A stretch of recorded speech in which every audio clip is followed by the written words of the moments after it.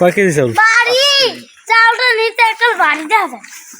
কয় কেজি চাউল আনছো রোহান? 5 কেজি দেওয়ার পর আমরা 5 কেজি দিছি। তাহলে যে খেতে ধানের চাউল। কি উদ্দেশ্যে চাউল উঠেছেন মসজিদে লাগিয়া? এটা হচ্ছে আগামীকালকে মসজিদে ইজতেমা, সে উপলক্ষে খিচুড়ি রান্না হবে এটা দিয়ে। কতজন বাজেট? বাজেট 80 জন, 100 জন হতে পারে। চাউল কয় কেজি? 10 কেজি? চাউল দেওয়া হবে 10 কেজি, একটু বাড়াই দেওয়া হবে আর কি। এই একজনই দিছে 5 কেজি নাকি? একজন 5 কেজি দিছে। আসলামের ঘর যাবো 3 কেজি নয়। আসলামের বাবু কয় কেজি দেবে? বাবু 2 কেজি আর মা 1 কেজি, 3 কেজি দিবে। 3 কেজি তো করে।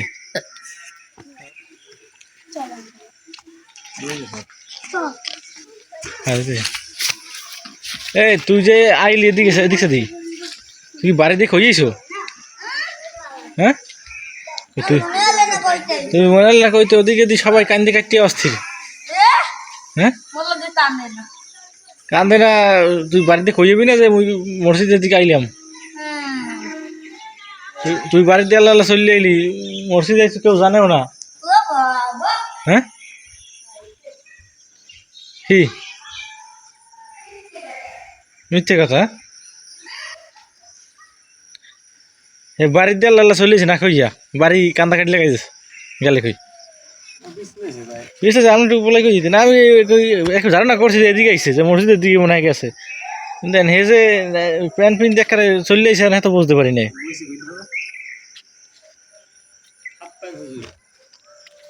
হ্যাঁ ওই যে আমি খুঁজছি মানে ওই যেসি মানে বুঝতে পারে না ওটা কি জায়গা বুঝো?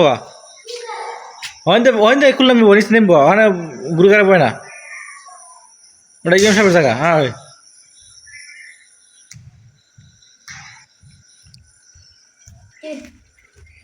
তুই না কই এলি কি কাজি?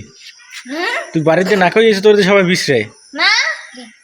হ্যাঁ তোর লই গিয়া মাইকিং করা লাগে, এই হুন্ডা লাইয়া বিশ্রাম লাগে, পানিতে জাল ঝাই জাল দিয়ে খাওয়া দাওয়া লাগে।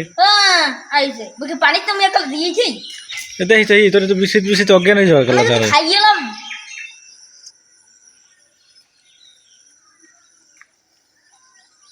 তুই আসেন কে? আসি কই মই?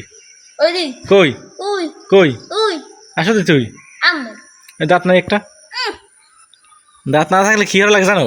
আমি দেবল দিয়ে দেখি দাঁত না থাকলে কি হওয়ার লাগে জানো?